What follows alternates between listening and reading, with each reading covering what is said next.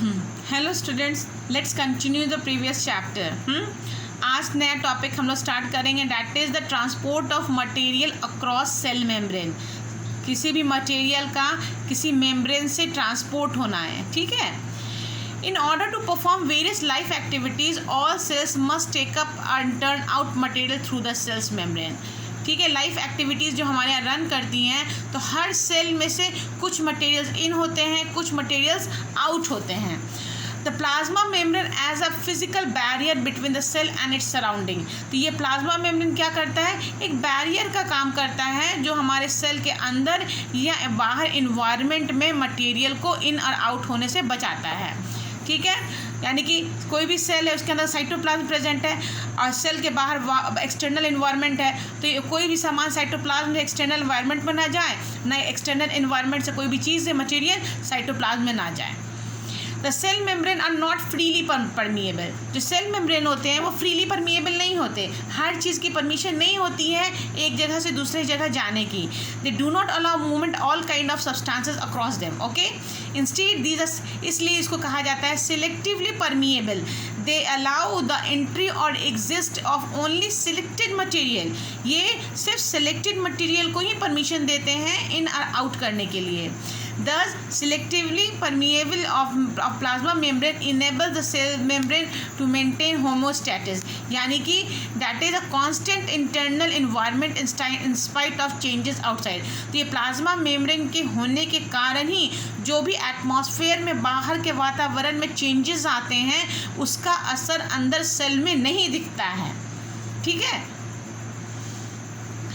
That is known as होम्योस्टैटिस कहलाता है। बाहर एक्सटर्नल इन्वायरमेंट में जो भी चेंजेस हों तो उसका अगर सेल में असर नहीं दिख रहा है, मेंटेन कर रहा है सेल, दैट इज़ होम्योस्टैटिस। ठीक है, cell membrane allow the movement of different material. Cell membrane बहुत सारे मटेरियल्स को अलाउ करता है क्रॉस करने के लिए। यहाँ पे बताए गए हैं वेरियस मटेरियल्स, एंट्री और exist of various material by different methods. पहला है mechanism, that is passive transport. दूसरा है एक्टिव ट्रांसपोर्ट। तीसरा है बल्क ट्रांसपोर्ट। पहला हम लोग देखेंगे passive transport of materials. Passive transport of materials is slow and does not expand. एक बात गांठ बांध लीजिए कि 3 तरह के ट्रांसपोर्ट होते हैं, passive transport, active transport, bulk transport. Passive transport ऐसा है मटेरियल ट्रांसपोर्ट करता है जिसमें कोई भी एनर्जी का खर्च नहीं होता, नॉट एक्सपेंड एनी एनर्जी। एक बात और, इसमें कोई भी मॉलिक्यूल्स किसी मॉलिक्यूल्स को लाने ले जाने का काम नहीं करता है। जैसे कोई भी सामान कोई भी मटेरियल एक मेम्ब्रेन से दूसरे मेम्ब्रेन तक अगर आती जाती है तो उसके लिए प्रोटीन मॉलिक्यूल्स रिस्पॉन्सिबल हैं। प्रोटीन मॉलिक्यूल्स सेल, जैसे कि हम बात करते हैं सेल मेम्ब्रेन, सेल में से कोई चीज़ बाहर इन्वायरमेंट में आ रहा है या इन्वायरमेंट से सेल में जा रहा है, तो लाना ले जाने वाला होता है अक्सर प्रोटीन मॉलिक्यूल्स। वो कैरियर का काम करता है मॉलिक्यूल्स को लाने ले जाने में, और इसके कारण एटीपी एनर्जी का लॉस होता है। लेकिन यहाँ एक्टिव ट्रांसपोर्ट में ऐसा कुछ नहीं होता, लेकिन वहीं पे पैसिव ट्रांसपोर्ट में ऐसा कुछ नहीं होता, लेकिन एक्टिव ट्रांसपोर्ट और बल्क ट्रांसपोर्ट में एनर्जी का लॉस होता है, प्लस प्रोटीन इसमें इस्तेमाल होते हैं मटेरियल को इन और आउट करने के लिए। तो सबसे पहले हम पढ़ते हैं पैसिव ट्रांसपोर्ट। पैसिव ट्रांसपोर्ट क्या है? It is passive transport of material is slow. वो धीरे धीरे वो स्लो मूवमेंट करेगा and does not expand energy, और एनर्जी उसमें खर्च नहीं होगी। It occurs down the concentration gradient and does not use carrier protein. ये कॉन्सेंट्रेशन के अकॉर्डिंग काम करता है और इसमें कोई कैरियर प्रोटीन यूज़ नहीं होता है। Only small molecules pass through the plasma membrane by passive transport. बिल्कुल ओनली कुछ छोटे मॉलिक्यूल्स ही ट्रांसपोर्ट कर सकते हैं प्लाज्मा मेम्ब्रेन के थ्रू। ठीक है, जैसे कि water molecules, gases molecules, ions. ये पैसिव ट्रांसपोर्ट 2 तरह के होते हैं, डिफ्यूज़न और ऑस्मोसिस। डिफ्यूज़न ऑस्मोसिस दोनों मैंने आपको प्रीवियस क्लास में पढ़ा रखा है। डिफ्यूज़न पहला देखते हैं। Very small size substance such as molecules and ions, water gases etc generally from across plasma membrane to a process called diffusion. बहुत ही छोटे स्मॉल सब्सटेंस जो होते हैं वो जब मूव करते हैं प्लाज्मा मेम्ब्रेन से, उसको हम लोग डिफ्यूज़न कहते हैं। एक सिंपल में the process by which a substance uniformly spreads to into the another substance. कोई सब्सटेंस है वो यूनिफॉर्मली स्प्रेड करता है दूसरे, जैसे कि एक बर्तन लेते हैं, उसमें पानी भर देते हैं और उसमें कुछ बूंदें इंक की डाल देते हैं, ब्लू इंक की डाल देते हैं, धीरे धीरे धीरे पूरे पानी का रैंडमली पानी का यूनिफॉर्म होके पानी का रंग नीला हो जाता है। तो ये क्या प्रोसेस है? ये डिफ्यूज़न कहलाता है। ठीक है, random movement of a particles from region of. तो यहाँ क्या हुआ?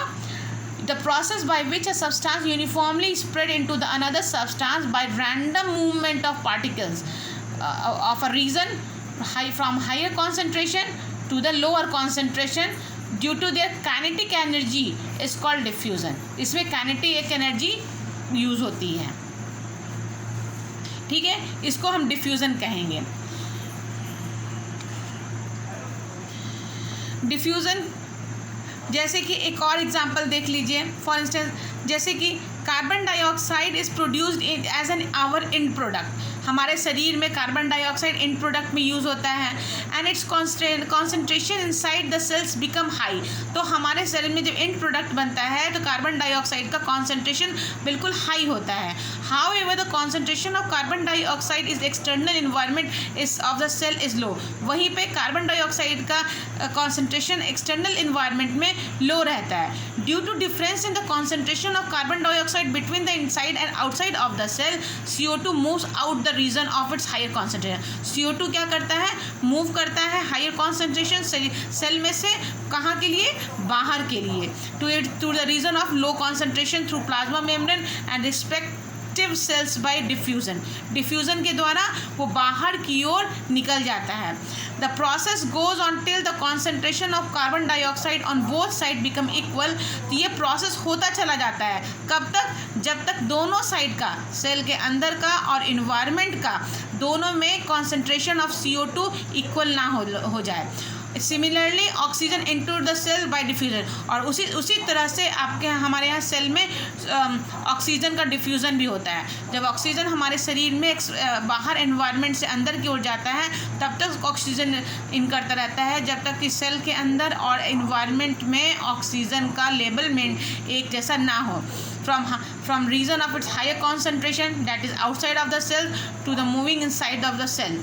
ठीक है, lower concentration inside the cell, यानी बाहर से जहाँ पे कॉन्सेंट्रेशन हाई है, अंदर की ओर जहाँ कॉन्सेंट्रेशन लो है, ऑक्सीजन इन कर जाता है।